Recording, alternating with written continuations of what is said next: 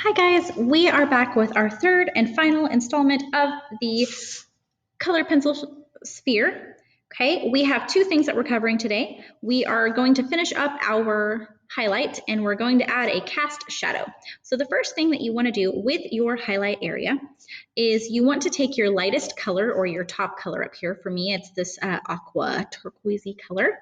Okay, and what I'm going to do is I'm just going to very lightly shade in all around here, and I'm going to slowly kind of enclose on the center of my highlight, right? So I'm just going to kind of like work my way around the edge until it kind of comes in and closes up. Okay, so I am just kind of lightly working around here. I'm using a light pressure because I want this to be a nice smooth transition into the lightest area. Okay, so I'm kind of building this through here softly, very smooth.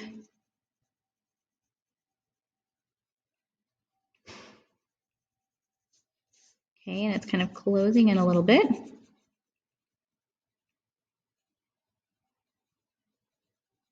Just like so. Okay, now I'm going to go over this a little bit more to further smooth out my texture.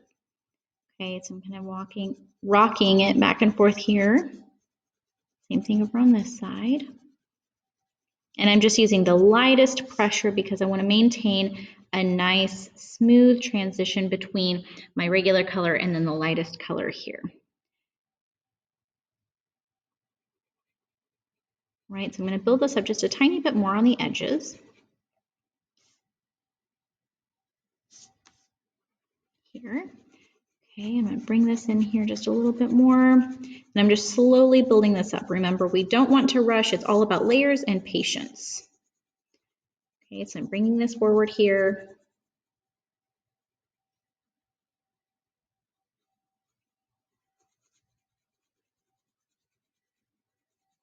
Just like this.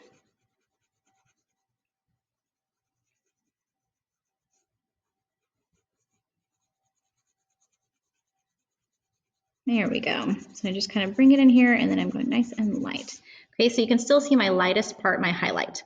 Now, in order to help make this further saturated, I'm going to come in here with a white colored pencil. Okay, and I'm going to start kind of like a light to medium light pressure, and just kind of build up the pressure. Even though it's not super obvious, it helps make things look more saturated, which means that it'll look like it goes with the rest of our saturated sphere, right? So if you notice the areas that aren't saturated, the texture looks a little different, the sheen is a little bit different, it's not quite as shiny, right? But I can go over this, and I'm using a kind of a medium hard pressure now. And I'm just coloring over my lightest areas to help bring it up to the proper saturation that it needs. Okay, so I'm just overlapping this. It's not really affecting the color a whole lot, but it is making the texture more consistent. Okay, and you can bring this all the way through if you want to, it's up to you. Okay, but I'm just adding over this here. I will say sometimes you might pick up a little bit of color on your colored pencil. Mine's got a little bit, but it doesn't add any color. It's kind of weird. Okay, so I'm just coloring all the way down here using my white colored pencil. Okay, and then once I've got this all figured out and I'm feeling pretty good about it, then I will move on to my shadow. I am going to bring this down here just a little bit more, just to make sure it's good and ready to go. Can never have too much saturation. Unless you're using yellow, then you can definitely have too much saturation. So I'm just bringing this through.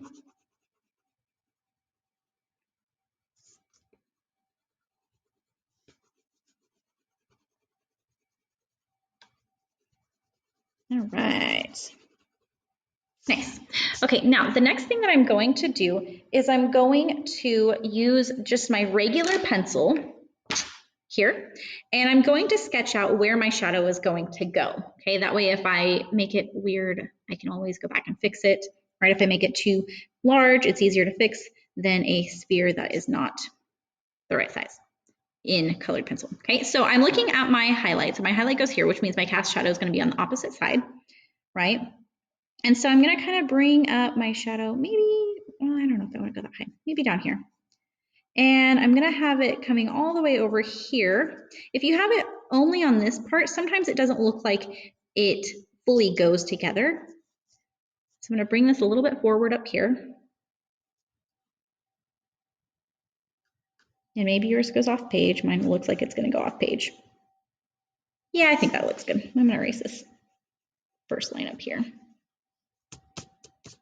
Okay, now that I have this done, I'm going to go through and I'm going to take my main color, or my darkest color here, which is my navy blue, okay? And I want to think about the colors on the color wheel, okay? So in class, or if you need to just pull up a picture of a color wheel on the internet to help you out with this, you are going to take your darkest color and you're going to find the complementary color, right? So the opposite of blue on the color wheel directly across, like if I were to cut the color wheel in half based on where the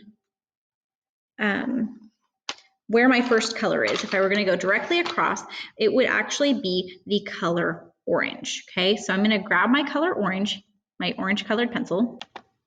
Okay, so the first thing I'm going to do is I'm going to use my base color here, my darker color down here, and I'm going to just kind of color in one layer, one even layer through here. And I'm just kind of using a medium light pressure. I am coloring over my sphere a little bit because sometimes if people color up next to the sphere kind of like this, they end up with this weird, do you see this kind of like weird white space right here? Do you see how it has like that little like halo? I don't really want that, okay? So what I want to do is I'm just going to lightly color over to get rid of that halo there. I'm just extending this up here, which is fine because this is the bottom color anyway, right? And I'm not pressing super hard. So I'm coloring in this area here. Okay, and then I'm going to go over this color with the orange, right? So this is the opposite on the color wheel, and we like to use the complementary color because the complementary color, one, they look perfect next to each other. They look great, right? Orange and blue really make the other colors stand out.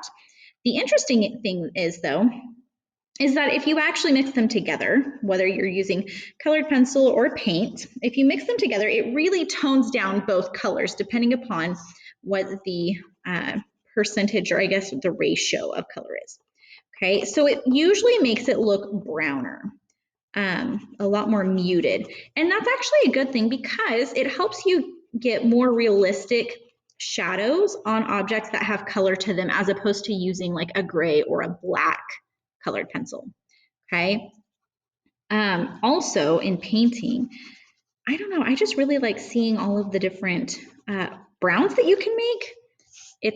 It's kind of crazy because generally you think like there's like, it's just brown, like that's just it, right? But there are a lot of variations in there. Okay, so I have my first layer here. I'm gonna go over this with orange, using the same kind of medium light pressure that I used beforehand. And I'm wanting to maintain this light pressure because, well, I don't have to worry about transitions with this, which is good, but I do want to make sure that I am building up the layers so that I get a good saturation and a good mixture of the color. So I want the color itself to be blended together, but I don't have to worry about going like light to dark or transitioning between colors. I'm just kind of building up what I have here. Okay, so I've got this colored in. Do you see how it kind of starts to subdue it and give it kind of a brownish tint to it? Okay, there you go. That's much easier to see. I'm going to come back here with this. I'm going to add another layer. Okay, and I think I might use some of my regular blue as well, just to give it a little bit of depth and dimension to it. But that works out just fine because blue and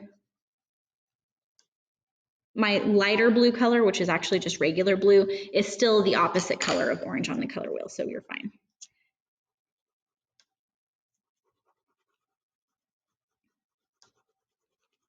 Blending this through here. I'm going to come back and add in just regular blue. Again, I'm overlapping using my blue on the sphere just so I don't get that weird line.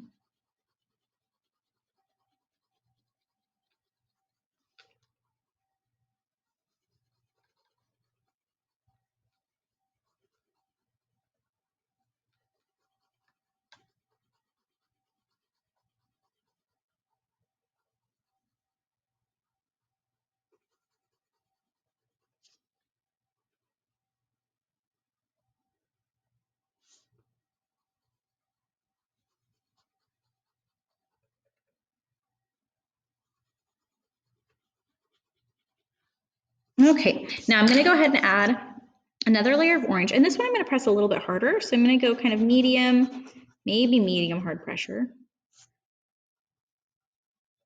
And I don't want to overlap my sphere on this because I don't want to tone down the blue that I have, so I'm just going right up next to it like this.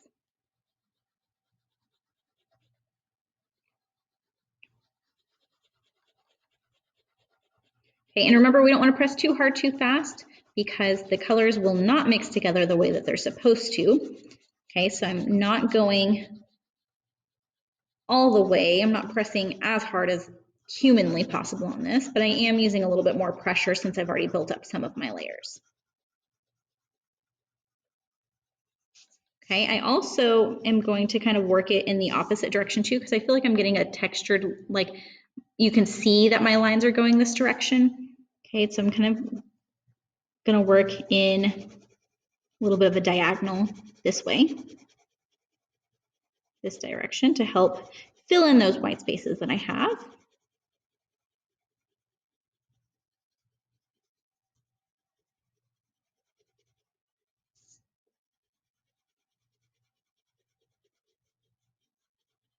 And I'm going to do the same thing when I come back with my blue. Okay, so I think I'm going to do a little layer of like the regular blue here. And then I'm going to go over it with that darkest blue that I have, because I have those two.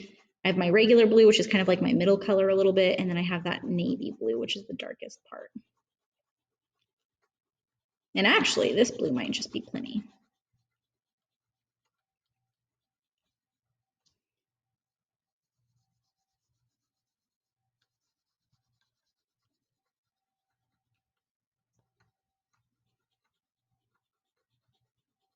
Now, if you're working on this and you need help deciding what your complementary color is, or maybe you kind of think you know what it is, but you're not 100% certain, definitely ask me. We can talk about it and figure out what the best course of action is, because sometimes we have kind of a color combinations that are a little bit harder to tell.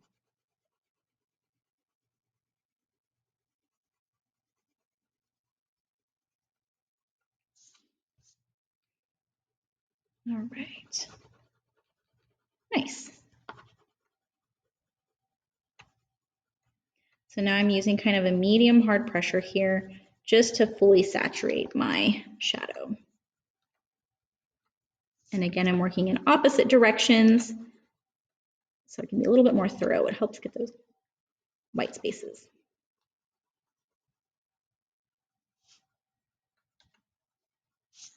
Okay, but do you see how it's kind of a nice subdued color, like up close? You can kind of see a little bit of the orange coming through. I just think it's so neat.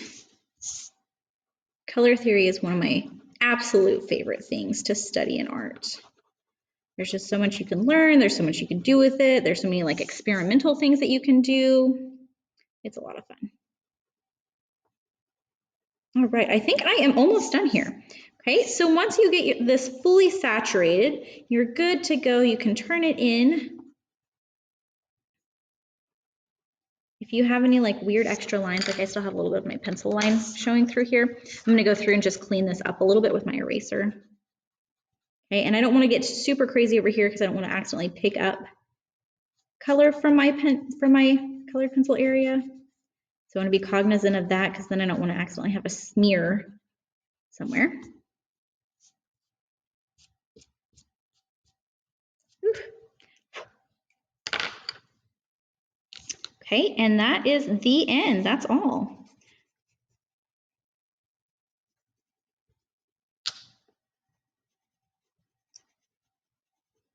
There we go. Ta-da! She's done.